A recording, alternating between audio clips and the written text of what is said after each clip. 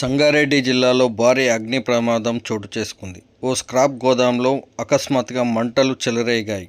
సంగారెడ్డి జిల్లా గుమ్మడిదల మండలం బొంతపల్లి పారిశ్రామిక వాడలోని మైత్రి డ్రగ్స్ పరిశ్రమ ఎదురుగా ఏర్పాటు చేసిన స్క్రాప్ గోడౌన్లో అకస్మాత్తుగా మంటలు చెలరేగాయి.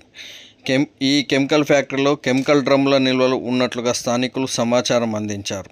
స్క్రాప్ గోడౌన్లో అగ్ని రవ్వలు ఎగసిపడుతుండడంతో స్థానికంగా ఉండే కాలనీ వాసులు భయాందోళనలకు గురవుతున్నారు. స్క్రాప్ గోడౌన్లోని సామాగ్రి అంతా ఖాళీ బూడిదవడంతో భారీగా ఆస్తి నష్టం సంభవించినట్టు స్థానికంగా తెలుస్తుంది.